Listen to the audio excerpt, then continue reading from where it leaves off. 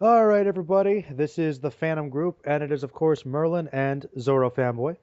How's it going, guys? All right, and we're going to do something really interesting. Zoro recommended this. It's going to be hopefully a new segment we'll be doing. Basically, since I have lots of comic book knowledge, Zoro was wondering if I could recommend some graphic novels or famous storylines for him to read and get his reactions to them, and I'll just kind of see how he reacts and react to that. So, Right, as my perspective from someone who is not very well versed in the comic verse. So, yes, well, I think it's a pretty cool idea because I know that you and I have been talking about like, hey, where to start with comics, and finally, right. I'm gonna get you to start somewhere. There are a lot. It's very confusing where to start sometimes, and I feel like a little intimidated by it all. So, I just want to put it out there, people out there. I'm not a comic book expert by any means. So if I misinterpreted something, or don't jump down my throat. I know how sometimes the comic book people can be, Hey, but yeah, hey, hope you any fan enjoy. base can be hardcore, you know that. Of course, I know I do. Oh, Believe me. I know you know. All right, well, we decided to go big. Obviously, he said start off, and I'm like, well, if you're gonna start really seriously getting into comics, you gotta start with basically the biggest one. We're gonna start with the Dark Knight Returns. Now, give you guys a little bit of background if you guys haven't read it. This is the 1986 four-issue comic book miniseries, obviously starring Batman, written by Frank Miller, and it was also illustrated by Miller and Klaus Janson. Frank Miller is, of course, one of the big names in comics, mostly because of this, also with his work in Daredevil.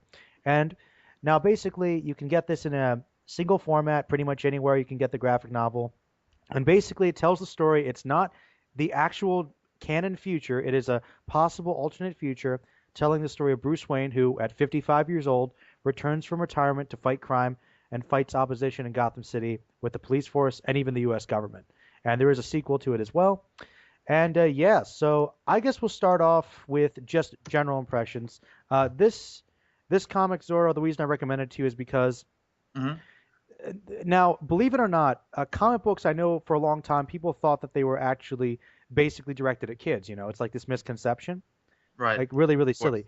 But in the early days, like back in the 30s and 40s, Hmm. comic book characters like Batman and Superman were actually fairly adult. I can see that. But the thing No, I is, can see that now. the thing is, after World War II, they kind of lost interest in superheroes and shoved them aside, and they became basically kid fare. Now, Batman had kind of slowly been getting darker with more writers deciding to get rid of Robin and make him more adult again. But Right. this comic is the one that basically ushered in what we consider to be the modern age of comics because for the first time, superheroes were looking at really, really dark, adult, mature subject matter. In fact, this is actually the first graphic novel, I believe, to top the New York Times bestseller list. So Was it? Wow. So this is like one of this, along with Watchmen and a couple other ones, is one of the Wow. first storylines to really bring people into taking comics seriously that weren't hardcore comic book fans. So, I can see why because so any, when it comes to your thoughts, this, man? they introduced so many different little aspects and different kind of caveats that I really enjoyed. Not only did we get a perspective of how Batman was feeling being 10 years removed from being a superhero, but we kind of got like a media as like through the eyes of the media saw what people were reacting as far as like how Batman's return came and how people thought about him as whether he's a fascist or whether or not he's just an everyday hero. And I really liked the kind of balance of that and it really does apply to today's world. Hmm. What if a Batman existed? Could people really take it? Could they accept someone who, like Superman said, is bigger than they are? You could see Uh, it becoming like a political statement and people arguing about it like on Fox News or something. exactly. It's completely relevant to today's standards, and I think that that just is very powerful the way they portrayed it. And like I said, it's still relevant today. I also noticed that obviously it was a different time period. We saw a lot of Cold War. I don't want to say propaganda, but there was a lot of that going on uh, during the whole Batman situation, which I really enjoyed. Like the threat of nuclear war was eminent in people's minds at that time. It's just the way that it was with the Soviets and whatnot. So you could definitely see it heavy laid out there during the comics. So I was curious what you thought about that. Oh yeah, definitely because it was made in the 80s. I mean, this was like kind of towards the end of the Cold War, but obviously this was on a lot of people's minds, and also with The Watchmen, which is probably the next one I'm gonna like suggest you read. Hmm. Big idea. This is something that's really weighing on people's fears. And so I believe that Frank Miller and Alan Moore and other writers at the time, really a lot of writers that were frustrated in the 70s and 80s, not Mhm. really being able to express this in other ways, went to comics to express these fears and concerns. Really, Right. a lot of really big political statements came out of really comic books. I mean, look at Stan Lee even. A lot of his commentary about racism and stuff, look at the X-Men. I mean, it's been there all the time. This was just Sure. another example of that.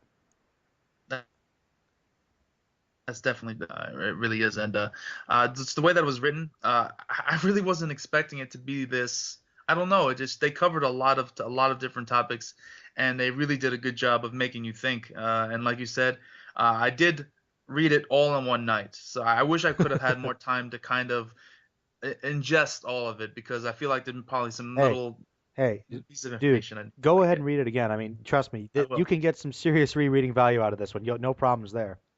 Oh, definitely, definitely. There was a lot of great stuff. So, I don't want to jump ahead too much. Do you want to start off from the beginning, Yeah, the first part? let's go through the plot basically. I have a little synopsis here we can use. Basically, Sure. the comic is set up into four parts. It Hmm. basically, I like to label it in my mind. It's basically Two-Face, mutants, Joker, Superman. It's basically how it goes. Now, Oh, the opening of The Dark Knight Returns takes place 10 years apparently after the modern DC universe, whatever, and we mhm, find Batman here. He's basically struggling because he's given up being Batman because apparently it's heavily implied that Jason Todd, the second Robin, was killed. And so mhm, basically, he's become the stereotypical playboy billionaire that he always thought was just a facade. But he's basically racing. He's doing all this daredevil stuff. He's basically trying to kill himself. And he even talks with right. Gordon, saying, Drinking too. and drinking too much. And Gordon basically knows he's Batman, like saying, "Hey, why'd you ever give it up? We still need you. Things are even worse than they ever were." And Batman's like, "I just can't do it. I'm too old. My time's come." But they do that classic symbol where he's haunted. Hears the little like voice in his mind, the true Batman, the true Bruce Wayne, like, "You can't hide Hmm. me. This is who you are. You can't do it." And Right. he basically finally says, "Come out." The city's been overrun basically by these horrible gangs, very 80s gangs, and Right. I can see that. event, Look like some Fist of the North Star yeah, we villains. got Like exactly with like the mohawks and the glasses. Yeah, totally. completely. You can tell there's probably some influence from North Star, I bet. Probably. Uh, Oh, definitely, definitely. Definitely. Especially with the mutants. Yeah, Oh, definitely. the mutants are so totally out of North Star Hero. Dig that. But yeah, basically he decides enough's enough, and he goes out. And meantime, kind of alongside this, Harvey Dent apparently has finally been he's been reconciled. He's apparently a new man. He's not a criminal anymore. He's gotten plastic surgery to make himself one face, and he's completely fine. And apparently Bruce funded that. But Right. apparently, much like Batman, interestingly as a parallel, Dent's also haunted by his inner demons. So what do you think Yeah. about that when Dent basically comes out and Batman's first introduction is to take down Dent? What do you think about that first part? I think I it's a mean, good. first off, I wasn't fooled at all. We all know Harvey Dent was not Oh, actually. I you mean, didn't think he'd come around? no, of course not. Of course not. You think if a plastic surgery is going to change your mental state? That's just not how it works, in my opinion. I mean, although much of his physical face was due to his, So his change in personality. I what do you understand think that, about but the psychology there? Oh, as long as he has the new face, he'll be perfectly fine. I think some people might be fooled by that, but I wasn't personally, But it was still nice to see. Batman still had hope in Harvey Dent, the White Knight, to really come in and to basically almost replace him. I think to a certain extent. You know what I'm saying? Be the hope that he Actually, needed. in one comic, he did temporarily actually hold in Batman's place. Like actually became Batman, or just like We didn't. became He the. didn't become Batman, but he actually like no. But when Batman was away for a bit, he did help to like keep things in line. Okay, so yeah, I thought that maybe possibly, but no, it did. Obviously, that didn't turn out to be the case. He was the same old Harvey Dent Still we all know. two-faced, you And know. exactly, exactly, So exactly. how'd you So feel about that intro of the comic? I mean, good start. Definitely got you interested. I mean, the concept I thought was fantastic. I didn't know anything about this going in. I've heard some things about this comic. I didn't really know what to expect from it when you told me to read it. And I love the concept of an old kind of, I don't want to say over the hill, but like in his later years, Batman kind of, that's been out of the game for a while, coming back and trying to basically become what he once was. That's a great concept, like an amazing concept, and that really kind of hooked me into the story right off the bat. That really got me interested. So yeah, I was definitely intrigued in the beginning. It Good. definitely got me hooked. All right. Yeah, Well, for sure. let's move into part two because we just talked about a little something before this hero. Batman saves this 13-year-old girl named Carrie Kelly from this Right, gang of right. mutants. Basically, they're not mutants, but their leader. kind of possibly is. It's basically They're the not big. actually mutants because they got like the sharp teeth and the. Well, apparently they file their teeth and their claws like that. Oh, But okay, the okay. but the main leader guy, he seems like a total monster. Yeah. So he might be superhuman. It's DC, but it's never really implied. But basically, Batman says, "All right, I got to take these punks down. These are new criminals." And they Mhm. try to hold them. They put them in prison, but the mutant leader challenges Batman, says, "You know what? Let's do go toe and toe, you and me." And meanwhile, this girl decides, "Hey, you know what? I'm kind of inspired by Batman coming back. Heck, I don't like my druggy parents. I'm gonna try and be Robin." So they kind of Right. hang up. And Batman's a little crazy, Where so he did she just get that kind of suit, by the way? Can you just buy that in the store? Like uh, random Robin suits? Did you just buy it? I forget if they mentioned she buys it or she makes it herself, but either way, it looks pretty good, right? It does. It does. I was just curious where she got it from. I'm like, where the hell did she Yeah, she get this kind of suit jumps at? to the panel and says like, "I'm Robin," like, yeah, but I don't know. I felt like her introduction, if there's one kind of thing that I didn't quite, mhm. I don't know, care about with the comic, was maybe her presence. I'm not gonna say that she was terrible or anything because I don't think she was, but I just don't know if she really added much, other than to give Batman hope. I Really, think that's all it really was. When he sees her, it kind of is reminded of the good old days, like my partner's exactly. still with me. But Right, right. But when it came with Batman, I don't know. I got some creepy vibes with Batman and the Robin relationship. well, that's nothing Um, new. not only her, but when he was talking about the former Robins and whatnot, it was a little creepy. I'm not gonna lie, super creepy. It's kind of one of the interesting aspects of Batman that nobody can really get around. I mean, it's kind of implied he takes these young kids and forces them to be, vigilantes and wear these little outfits. So, let's face it, I think this comic shows Batman's a little iffy sometimes, He's not all there. He's not all there. You know, He's I mean, who anybody that dresses up like a bat and goes out and fights crime isn't all there anyway. But at the same time, he's still great. well, So, so yeah, that you definitely get a little bit of that there. But right, right. basically it comes to the showdown between him and the mutant leader, and it's a pretty awesome fight. But of course, Batman Right. comes on top. What do you think about the resolution of part two? I like the fact that I think he intentionally broke the mutant leader out of prison to fight in front of his own subordinates so they can beat the crap out of him in front of the subordinates. Hmm. And I liked his strategy of fighting in like the mud so he can have an advantage, or so his physical advantage that the mutant leader has doesn't have as much of an impact in the fight. Because he's much We younger and see a stronger. lot in this comic about Batman's intelligence. Hmm. Obviously that's a big part of his character and his fight. Like I love the fact that he's breaking down every single move of what's happening, talking about the speed. And you know what I'm saying, he's faster than me, stronger than me, but he's not smarter than me. And then he broke it down how he was gonna beat him, and oh, it was great. Truly, I just loved every little aspect of that. truly, Batman's the new Kind of Sherlock Holmes, mind right? game. What was that? Truly, Batman's the new Sherlock Holmes, right?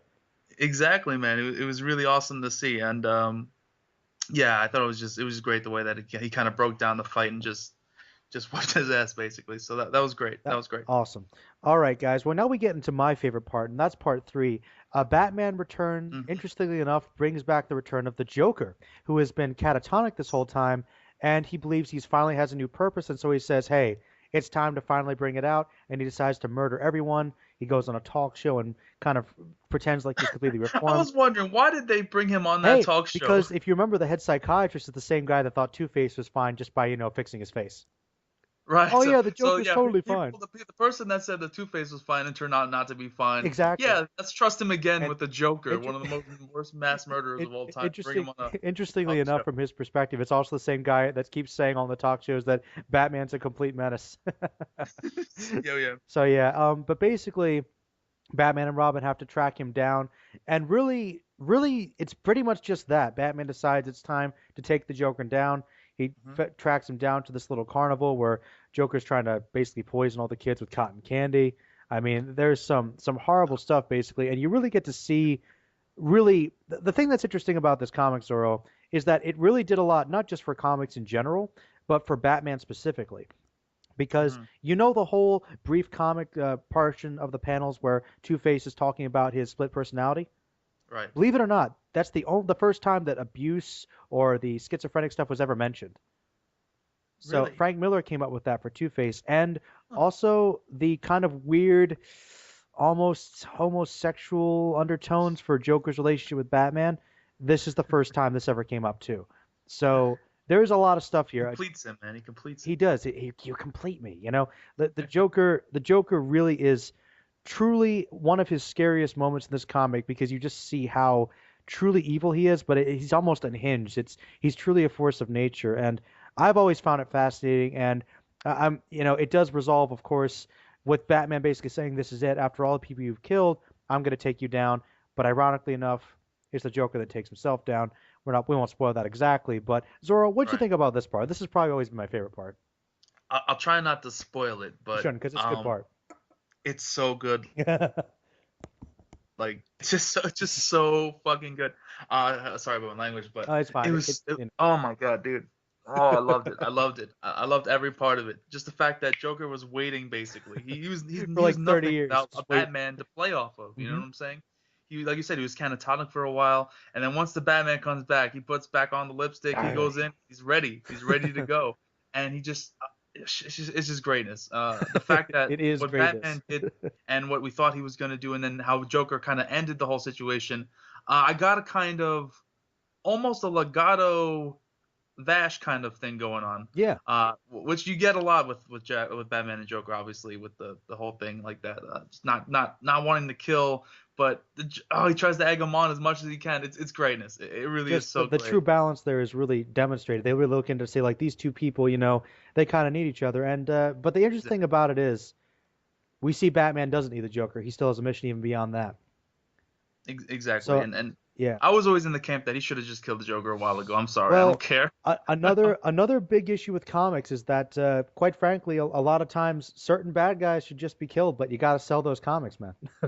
I know, but just like I think Batman named the number of bodies like that Joker's killed, like over like thousands of And, people. and this is just Uh, one universe. I mean, if you want to like take it out of continuity and all the people he's killed in the last 75 years, I mean, you know, let's I be, mean, come on. I'm sorry, Batman. I know you have a code, but come on, dude. To be fair, that's one of the big philosophical issues with Batman. It's like, you know what? I've always kind of felt you can make some exceptions. Exactly, considering how horrible these asylums are at holding their detainees, it's just pathetic how bad they are. It really is. It's just absolutely like, how can you have trust in the legal system after everything that's happened? Well, I just don't well, get he it. doesn't, as we kind of see as things kind of break Right. down. He truly is becomes his own vigilante. But I'm glad you like part three. Part four, though, I would argue is truly epic because Dude. Batman. Okay, basically, the truth is because Batman's come back. Obviously, we're talking about a political statement. Because Right. the government is kind of almost like a, I don't want to say a dictatorship, but kind of leaning towards that way. It's Right. extremely to the right wing. Ronald Reagan, because it's the Reagan administration, Hmm. tells Superman, look, we can't have people going around going against the law no matter what they're doing. I want you to go talk to your old buddy and put him down. And so basically, Superman, who's basically keeping the world from blowing itself up by basically he is their buffer against Russian nuclear devastation. Like really, Right. it's that Superman's Yeah. on the U.S.'s He's side. a deterrent. Yeah. Yeah. So really, in this one, Superman really is a political statement. He really is truly the golden American boy, but to a fault. And we see that Right. it's kind of funny. There's this great line where we see a Batman and Superman's relationship where he's kind of standing there picturesque trying to talk to him, and Batman's like, he truly is the symbol of all things great and awesome about America. The true hero we all need. And then he speaks. It's like, so there's some tension there, but Superman, of Right. course, is Superman. He's like, Bruce, look, glad you're back, but you got to calm down. You're being too violent. You got to calm down. And Batman's like, no, I'm going to keep doing what I'm doing. You can send in the U.S. government after me if you want to stop me. I'm going to keep doing it. May the best man win. And I Superman's like, love that. Oh, look, we got to do this. And it's kind of funny. You see the two friends finally doing it, and we get the epic right. thing that people always wanted: Batman versus Superman, and it's one of the most epic fights in all of comics. I mean, I'm not gonna sugarcoat it. It is, and also one of my favorites, Green Arrow, who is not a fan of Superman either, helps Bruce Wayne out, and Right. it kind of Where did he come from though? Like it seemed like he came out of nowhere. well, he was just a buddy. He's like, hey, I heard you back. I'm still doing stuff, and I love old Green Arrow. He's just so angry. Just came out of fucking left field And he and just, shows up. but he It's great. owns though. He has a great scene. Like Oh he's yeah. like, you know what, Superman, I got you in my sights, man. Bam. But look, man, I love this part. There's a lot about these characters, a lot of underlying ideas, a lot of great symbolic ideas that really have been the foundation for the Batman Superman relationship since then. So Kind of curious to because see what you thought about this part, man. it goes back to what I was saying earlier about like today's world and if there was actually superheroes, how our government, how our political climate would actually react to that. I think that Batman mentions like I think Wonder Woman went back to her homeland, and I think it was, Hal Jordan went to space or something. Hmm. Like he mentions that everyone just Gave kind up. of went separate ways Yeah. because people weren't ready to accept superheroes as as someone that's bigger and better than I Which guess exactly is than they realistic. are. Yeah, realistic. Exactly, and Superman, it was great. It makes sense that he was the one to fall in line Hmm. and to kind of bite the bullet, so to speak, and to kind of just take orders, which uh, you know, I mean, I kind of fall into Batman's kind of way of thinking here. Like, and it's one thing to not try to step on anybody's toes, but you need to do what needs to be done. And Batman, although being outside of the law, does what he needs to do, and that's why I think people from a personality standpoint may respect Batman a little bit more than Superman because he's the Boy Scout. And generally speaking, Well, to be fair though, I'm glad you bring that up because these two versions of the characters are really, to some degree, what they are basically. But Frank mhm. Miller is not one for subtlety. These are these two characters to their utmost extremes. Batman's a psychopath, and Superman's a complete Boy Scout. So like, Right. I want you to look at this as this. This is definitely a foundation, but these are not the way these characters are, obviously. Batman's not quite this extreme, and Superman's not quite that much of a pushover. But I think for this comic, it does work. Right. I think at one point Batman's in a tank just blowing people up. Yeah, so, his no cool rule didn't apply to those thugs, right? Yeah. Yeah. I mean, one of those thugs must have had like Well, third degree burns Zoro, from tanking tank To rounds. be fair, he did say rubber bullets. True, but he was shooting explosive shells at them. Well, yeah, I can't really defend that. But so you liked basically, I won't give it away, but it does. That last line, dude, that last line, just remember this moment. That was so fucking awesome. I Yeah, can't put that into words how amazing that it's was. truly epic, right? It's just so good. Now, It's so good. I will be honest. Man. Basically, it does kind of have a resolution that kind of leaves the cliffhanger. And if you haven't read it, we won't tell you. But see, for me, Right. Zoro, this is an alternate timeline. This is a possibility, okay? Mhm. But it's basically been accepted as canon by a lot of people because for me, I Right. kind of see this as the way that if Batman kept on living, I feel like he would eventually start to lose it because he's kind of on the edge already. So Right. Right. this is kind of how I see a very dark future for Batman could be. But I've always I mean, really do enjoyed. you really think he was that far off the edge in this comic? Like, it seemed like for the most part he was being reasonable. For the most part, For the all most things part. considered. I mean, he could Like, be. Could be. what do you mean when you say he was extreme, like totally extreme? Like, I mean, the tank is one thing, but Okay, like for instance, let me give an example. It's not like he's, literally going around killing people like the Punisher, but right. there's actually one scene that I think kind of shows that this Batman is not the Batman that we typically see in the comics. Mm-hmm. It's back in part one when, remember, Two-Face has that gang of people in the Right. helicopter. They're trying to take the building hostage. Uh-huh. When they're leaving, the helicopter explodes, and Batman just says, "Whatever." Like in the original continuity, Batman would have tried to Right. save them. In this one, he didn't Right. care. Okay. So Okay. that's an example of, That's what, human life uh, doesn't mean quite as much to him if it's in his way. you can understand where he's coming from. I mean, he was Batman for how long, and nothing's changed. Exactly. Ev- Nothing at all has He's changed. been pushed to his He edge. understands what he was doing isn't going to sustain itself. So Hmm. I can understand that. Exactly. But it's But kind yeah, of like he's still pretty crazy. I well, understand he's definitely, well, as we said before, he's not really all there anyway. Uh, that. Right. but yeah, man, I mean, I'm glad you read this. This is honestly one of the most highly rated comics of all time. Very Right. influential. It's one of my personal favorites. I Uh, can see why. it's an Yeah, excellent awesome. comic. Any final thoughts on it, man? Anything else?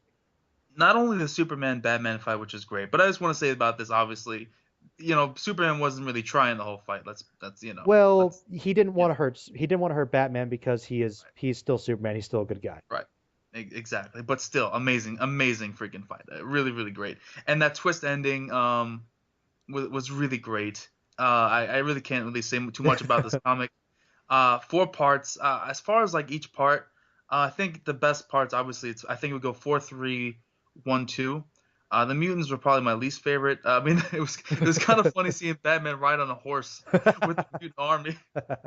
Oh, that's pretty cool. He actually, it's kind of awesome that basic macho idea. Like you said, he decides to take down the mutant leader, but to do that, it has a bigger effect than he thinks because they're like, wow, this guy's awesome, and all the mutants become sons of Batman and just start going to fight crime. He's got a whole army. Exactly. It's pretty awesome.